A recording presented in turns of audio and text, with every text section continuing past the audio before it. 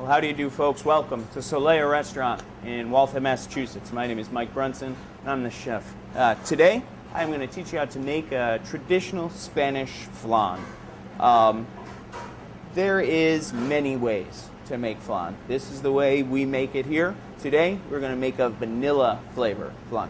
So what we're going to do is add our granulated sugar, add our brown sugar,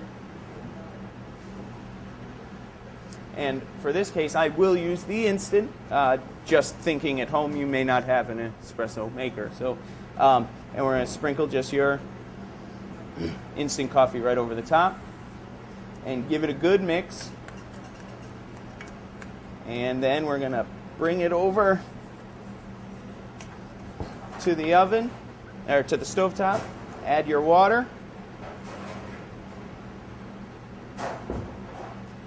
And we are going to cook this down until it gets a nice amber color. It really takes just about 10 minutes over medium-high heat. I'm going to bring this over to the stovetop now. Okay, so after 10 minutes on the stove, this is your finished product. This is what you're looking for. Similar consistency of maple syrup. One way that I like to see whether or not it's done is to just give it a little coat on the back of a metal spoon, and I will run my finger over it.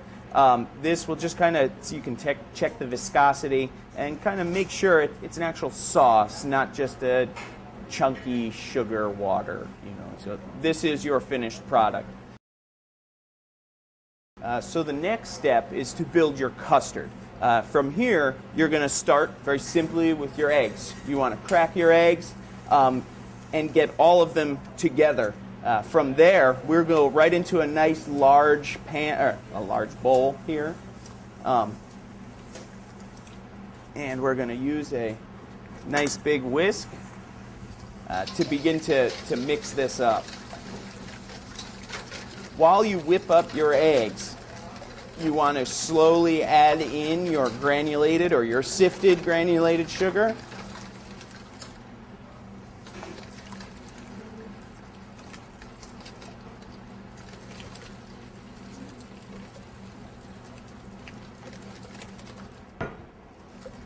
Okay.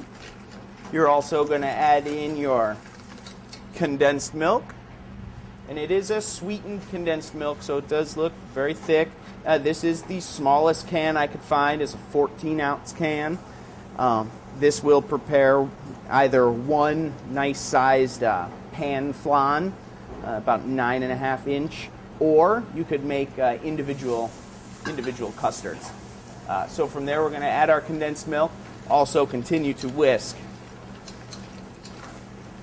Once you get that condensed milk incorporated,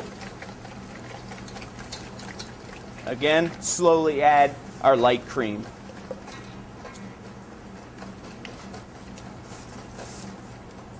And the final product is your flavoring ingredients.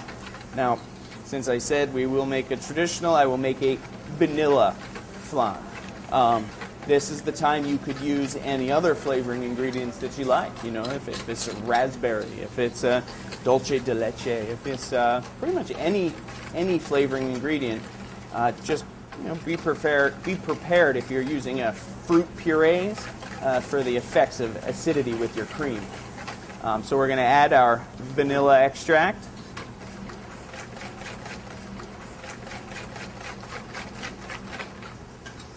And this is the beginning of your base for your custard.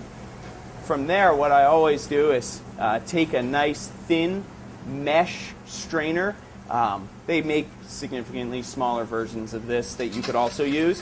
And we're going to strain this through just to catch any pieces of eggshell, catch any chunks of granulated sugar, and it's also going to kill the bubbles, all of the air bubbles from whipping it up. A little bit of air bubble is a good thing,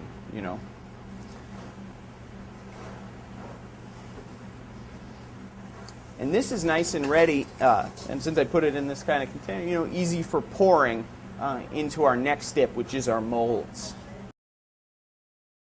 So the next step to the flan is to take whichever baking dish or souffle cup you're going to use. Now, what I did was bring 3 types, just to show you pretty much what you can use. I mean, in a pinch, you could even use an espresso cup or anything that will hold the heat. An oven-safe cup is important. So I have the glass, I have the aluminum tin, and then I also have our, what I call, the family flan or the party flan. The first step is to take now at this point, the Caramelo has been cooled. It is not cold, but cool enough to pour. So the first thing to do is to quickly coat with either a spray, or if you don't have a spray, rub with a butter around the outside or the inside of your dish here. So after these have been coated, you're going to take just a touch of your Caramelo, just enough to cover the base and only the base of your either baking dish or your souffle cups. And that goes the same for your party flan. Okay. Once it has time to cool down, it will begin to harden. And this is the base of your flan. So once it has hardened, you're going to take your custard mixture and pour it just over the top of that Caramelo. Now you don't want to go to the very top of your baking dish either. You want to leave enough room for the custard, which does have the air that we whipped in. It will grow. It will grow slightly. Once you turn off the heat, it will go back to its normal size. So once we fill these up, we are going to go ahead and bring them to your baking pan. Now, it's important that you bake these in a water bath. The water bath will make sure that the custard does not reach an extreme temperature. You don't want scrambled egg flan. You want flan, soft, textured custard. So we're going to take these and bring them right over to your water bath. And the same thing here.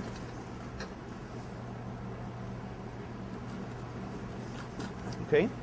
And you want to add just enough water to go what I consider about halfway up the flan. Not halfway up the container, just halfway up the custard itself. And the same thing on the smaller flans. Now keep in mind, this whole time you do want to be preheating your oven, 325 degrees. And the custard in the smaller cups will cook faster than the party custard. It is approximately a half hour, and then you're going to want to rotate, cook for another half hour, remove the foil, and look at it and test it. Testing it with a toothpick, you are going to take your foil and cover the top of each of your pans. And we're going to bring this right to the oven, 325 for a half hour, and then rotate. So the time temperature, the time it will take for this flan to cook is roughly 1 hour for the small flan and slightly longer for the large. And when I say slightly longer, I do mean the half hour rotate, the half hour longer. Continue keeping it covered. Do not uncover the product. Let it cook for a solid hour. After that hour, you can remove the foil and test 2 ways. One with a little shake. The shake, you will kind of see if it's a solid or if it is still too soft. And the other way is to take the tip of a knife or a toothpick, a skewer, something, and insert it slowly into the flan and pull it out. And what you're looking for is any very, very soft, almost like a jelly-like substance. If you see that at the base of your knife or the toothpick, you can pretty much guarantee it needs more time. And from there, you want to go in 10-minute increments checking on it. Once you can pull that clean toothpick or clean knife out, you remove the product, the water bath and the product from the oven and allow it to cool. You want it to cool all the way until you can touch it and hold it in your hand. From that cool temperature, you can then bring it and chill it in your refrigerator. And I would say give it at least 2 hours, if you can't wait longer. after that cooling process, there is two things that go on. You will see that Caramelo will start to rise up the sides, and on the smaller flan, you will see a definite crust forming, not a crust, but a skin forming on the top. There's many ways to remove the flan from the containers. My personal way, or my trick, is not to hit the side of it and hope it loosens. I just take the edge of a nice sharp knife and follow the glass container. And actually, you can see when I did that, I didn't even go 30% around it, and the whole thing started to move. Okay, this is the easiest way to remove the flan. So what I will do again is just give it a slow push and bring it out, kind of neaten it up. And then you want to dress it with just a little bit of that Caramelo. Okay, now the same thing goes for your large, what I call your party flan. You're going to want to take your nice sharp knife, and even though you did butter or spray the edge of your pan, or the inside of your pan, you will notice some sticking. So you want to take that knife and follow around the edge just to make sure that it's loose. You can even give it what I call the shake test, just to make sure it's moving inside the pan. What you will do from here is take your large flan, take a plate which is large enough to hold this, put the plate upside down, and then this is where you have to be a little agile, and really get into it. Take in one hand, and don't be afraid, and just give it one big trade, one big swap. You will feel when the flan falls out. You will hear it, and hopefully it is cooked all the way through. This is, again, what I call our party flan, because it's great. Because it's great for parties. It slices nice and easy. Okay. You will see that there may be an excess of the Caramelo on the plate, but that's even better because then you need not add any extra. And this is ready for slicing. Very simply, you can clean it up if you'd like. But I leave it as is. I typically just serve it just like this. This is a homemade dish. You'll take a nice wedge slice out, and you can serve it just like that.